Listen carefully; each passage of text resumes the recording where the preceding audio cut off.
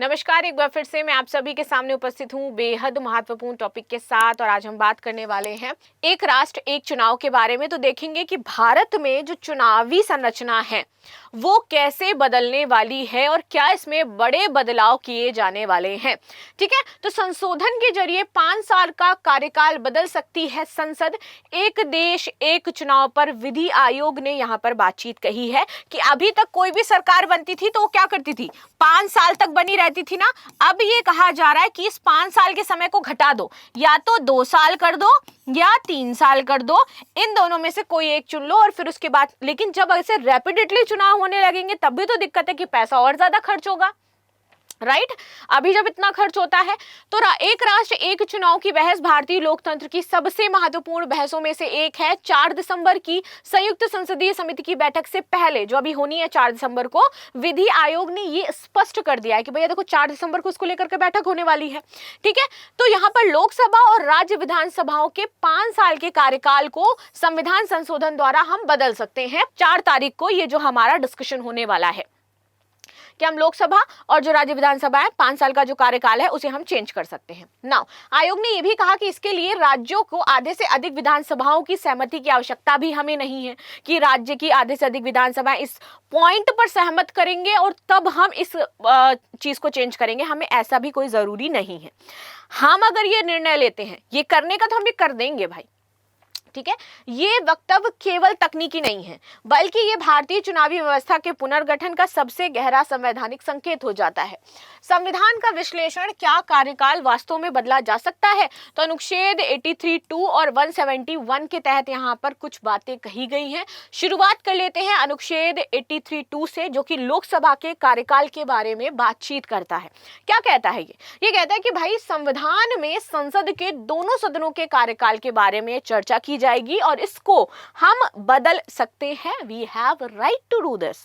Now come to the 83(2). ये धारा क्या कहती है कि लोकसभा का सामान्य कार्यकाल 5 वर्ष का होता है, किंतु इसे राष्ट्रपति द्वारा मनोनीत तरीके से भंग किया जा सकता है। यानी कि लोकसभा स्वतः समाप्त नहीं होती है, ये भंग कर सकते हैं, पर सामान्य स्थिति में 5 साल तक रहेगी ही रहेगी। अनुच्छेद 171 का पार्ट 1 राज्य विधानसभाओं के बारे में बातचीत करता है और 172 राज्य विधानसभाओं के कार्यकाल के बारे में चर्चा करता है, तो ये उससे जुड़े हुए हैं। 172 का पार्ट 1 क्या कहता है कि प्रत्येक राज्य की विधानसभा एक होगी और इसका कार्यकाल 5 वर्ष होगा। अब इसको भंग करने के लिए आदेश अगेन राष्ट्रपति का चाहिए, तो हम जल्दी भंग कर सकते हैं और नए चुनाव करा सकते हैं। तो यानी कि दोनों ही, चाहे राज्य विधानसभाएं हो चाहे लोकसभा हो, राष्ट्रपति की सलाह पर भंग की जाएगी और नया जो चुनाव है वो करवाया जा सकता है। नाउ संविधान का जो फ्लेक्सिबिलिटी सिद्धांत है वो क्या होता है? रिजिड एंड फ्लेक्सिबल हमारा कॉन्स्टिट्यूशन है, आप सभी को पता है। ठीक है, तो देखिए भारत का जो प्रथम सिद्धांत है वो कहता है कि संसद को संविधान में परिवर्तन करने की व्यापक शक्ति प्राप्त है। अनुच्छेद 368 आपातकाल के दौरान किया गया था पूर्ण संशोधन। 1976 में लोकसभा विधानसभाओं का कार्यकाल 6 वर्ष का होता था। अब लेकिन उसके बाद 1978 में जब 44वां संशोधन होता है तो ये कार्यकाल हमारा 5 वर्ष का कर दिया जाता है। ठीक है, चलो, तो ये संवैधानिक रूप से इसका मतलब संभव है। तो ये जो 3 साल और 4 साल की बातचीत कही जा रही है ये भी संभव है कि आपका कार्यकाल कम किया जाएगा। आते हैं, क्या राज्य की सहमति आवश्यक है? क्यों ये कहा जा रहा था कि आपकी सहमति हमें चाहिए ही नहीं? क्या जरूरी नहीं है राज्य विधानसभाओं में अगर बदलाव हो रहा है तो राज्य की सहमति होनी चाहिए? और यही तो केंद्र और राज्य के बीच में मुद्दे चलते रहते हैं। चलो भाई, तो कौन से संशोधन राज्यों की सहमति मांगते हैं? अनुच्छेद 368 का भाग 2 कहता है कि निम्न विषयों पर संशोधन के लिए राज्यों की आधे से अधिक विधानसभाओं की सहमति आवश्यक है, जैसे कि राष्ट्रपति और राज्यपाल की शक्तियां अगर नियंत्रित कर रहे हैं, सुप्रीम कोर्ट हाई कोर्ट की संरचना वहां पे जरूरी है, केंद्र राज्य संबंध यहाँ जरूरी है, 7वीं अनुसूची में संशोधन यहाँ जरूरी है, और संसद तथा विधानसभाओं की विधायी शक्तियां। कार्यकाल में बदलाव किस श्रेणी में आता है? कार्यकाल बदलने से राज्य की शक्तियां या संघीय संरचना प्रभावित नहीं होती, ये सिर्फ चुनावी कैलेंडर का पुनर्गठन है। इसीलिए विधि आयोग का यह मत है कि राज्यों की सहमति आवश्यक नहीं है। क्यों विधि आयोग कार्यकाल बदलने को संवैधानिक व आवश्यक मानता है? चुनावी चक्र की लगातार गड़बड़ी। 1967 की बात करें तो राज्य सरकारें बार बार गिरती रही हैं, गठबंधन राजनीति बढ़ी है, राष्ट्रपति शासन लगाया गया है और मध्यावधि चुनाव यहाँ पर हुए। इससे राष्ट्रीय और राज्य चुनाव का समन्वय टूट गया है। आज की स्थिति की बात करें तो हर साल भारी चुनावी मशीनरी सक्रिय होती है। पैसा बहुत ज्यादा खर्च होता है।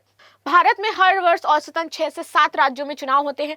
करोड़ों ईवीएम का उपयोग होता है, लाखों कर्मचारी चुनाव ड्यूटी पर जाते हैं। बीएलओ का इस टाइम देखो, ये चुनाव में तो नहीं है, चुनाव में भी वैसे बीएलओ की ड्यूटी लगती है, अभी लगी है बीएलओ की ड्यूटी आपकी जनगणना में, और उसकी वजह से बेचारे बीएलओ परेशान है, आत्महत्या कर रहे हैं कितने बीएलओ।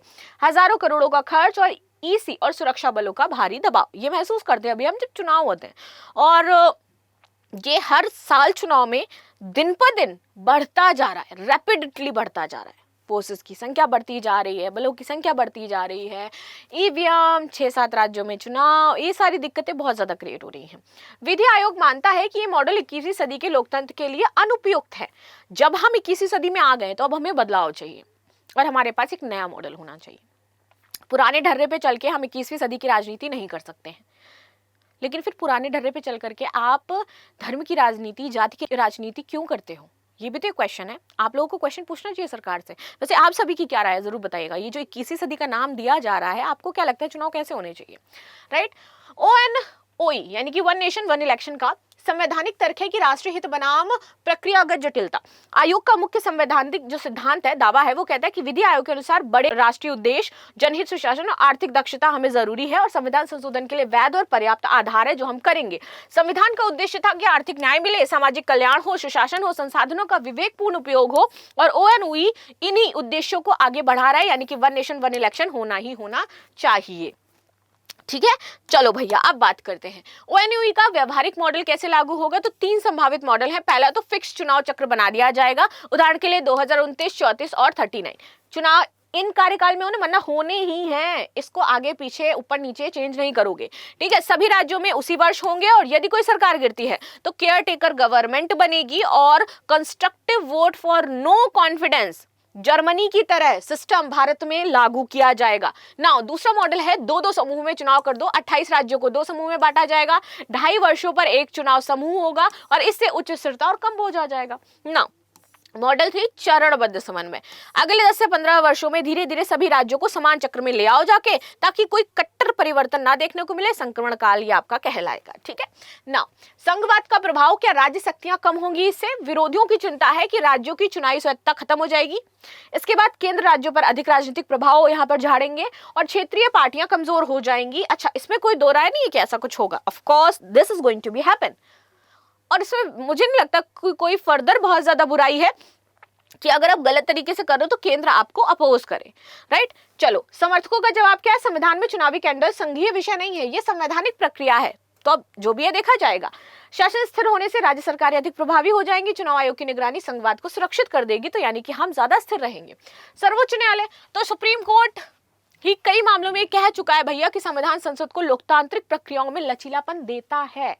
तो जब हम दे रहे हैं तो समस्या क्या है, ये भी बात हो जाती है। नाउ न्यायपालिका ONOE को वैध मान सकती है। न्यायपालिका कहेगी कि वन नेशन वन इलेक्शन वैध है। ऑफ कोर्स वैध है, जब मेंशन है तो फिर ये अवैध हो कहां से जाता है? मुद्दा मुझे लगता है कि यहां तक पहुंचना ही नहीं चाहिए। ठीक, चलो आगे बात करते हैं। संघीय ढांचे की शक्तियां अछूती रहेंगी, राज्यों के अधिकार कम ना हो और चुनाव आयोग स्वतंत्र बना रहे, बस इतनी ही कंसर्न रहेगी। राजनीतिक अर्थव्यवस्था, खर्च, प्रशासन की बात करते हैं। 2019 का जो हमें CEC डेटा मिलता है चीफ इलेक्शन कमिश्नर के द्वारा, वो कहते हैं कि सभी राज्यों में जो चुनाव खर्च था ना, वो 60,000 करोड़ से अधिक था। Can you imagine that? 60,000 crore.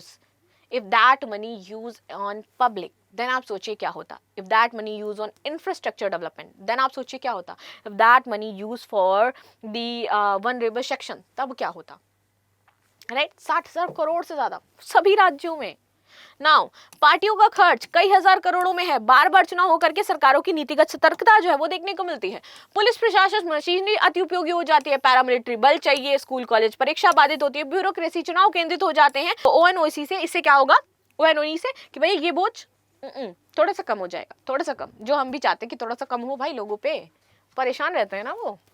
शासन लाभ, आचार संहिता साल में कई बार लगती है तो नीतियां रुकती हैं। ONOE 5 वर्ष तक लगातार शासन संभव होगा, नीति क्रियान्वयन सुचारू होगा, बजट प्रबंधन बेहतर होगा, तो इसमें कोई समस्या नहीं है। संभावित चुनौतियों का जो प्रश्न है कि समय पूर्व अगर भंग हो जाता है, क्योंकि पूरे देश में सेम टाइम पे चुनाव होंगे, तब क्या करेंगे? तब फिर क्या अपनाया जाएगा कि पूरे देश में एक साथ चुनाव कराए जाएंगे या उस केवल राज्य के कराए जाएंगे? कोऑपरेटिव फेडरलिज्म और साइकिल का टूटना, अगर गिरती है सरकारी गठबंधन बनता है, राष्ट्रपति शासन में ओएनओपी को बार बार तोड़ सकते हैं, तो फिर क्या दिक्कत है। संसाधन दबाव, 3 लाख ईवीएम्स की जरूरत पड़ेगी if you want to do a election same time in all over India, then we 30 lakhs, we need 30 lakhs EVMs, and now we have capacity of only 10 or 11 lakhs maybe. I'm talking in maybe because I'm not confirm, I'm not sure कि it's 10 or 11 lakh, maybe इससे कम भी हो सकते हैं। Now, लाखों सुरक्षा बल चाहिए, मतदाता केंद्रों का पुनर्गठन, भारत का पैमाना दुनिया में अद्वितीय हो सकता है। वैश्विक तुलना में अगर हम बात करें तो भारत अकेला देश नहीं है। जर्मनी में भी constructive vote for no confidence है, सरकार गिरती है लेकिन तभी नया नेता तय होता है, स्थिरता बनी रहती है। दक्षिण अफ्रीका में राष्ट्रीय और प्रांतीय चुनाव एक साथ होते हैं, 5 वर्ष तक एक स्थिर चक्र चलता है। स्वीडन में भी फिक्स टर्म है, तो बहुत जगहों पर ये सेम चीज चल रही है, तो इट्स नॉट न्यू कि इंडिया कुछ अलग कर रहा है। निष्कर्ष, एक राष्ट्र एक चुनाव केवल चुनावी कार्यक्रम का पुनर्गठन नहीं है, लोकतांत्रिक प्रशासन, संघीय, आर्थिक और संवैधानिक पुनर्संतुलन है। विधि आयोग का यह कहना है कि कार्यकाल को संविधान संशोधन के माध्यम से बदला जा सकता है। ओएनओई के लिए सबसे महत्वपूर्ण संवैधानिक हरी झंडी यही है। आगे की राह की संवैधानिक संशोधन, राजनीतिक सहमति, राज्यों के साथ परामर्श, चुनाव आयोग का आधुनिकीकरण, चरणबद्ध संक्रमण भारत को एक ऐसे मोड़ पर लाकर के खड़ा कर रहा है जहां पर चुनाव केंद्रित लोकतंत्र में शासन केंद्रित लोकतंत्र की ओर हम बढ़ रहे हैं। And this is going to be a very very nice thing. And now in the last you have a question, article 82 part 2, 172 part 1 के संदर्भ में निम्न में से कौन सा कथन सही है। 1, 2, 3 एंड 4। मैं इसको पढ़ूंगी नहीं, आप पढ़ सकते हो, पढ़ करके इसका आंसर मुझे जरूर देना। मिलते हैं नेक्स्ट क्लास में, तब तक के लिए धन्यवाद। लाइक शेयर सब्सक्राइब करना बिल्कुल भी ना भूलें, and thank you so much. If you have any doubt please let me in the comment section. If you have any question then please let me in the comment section. मिलते हैं next class में, and thank you so much for joining this session.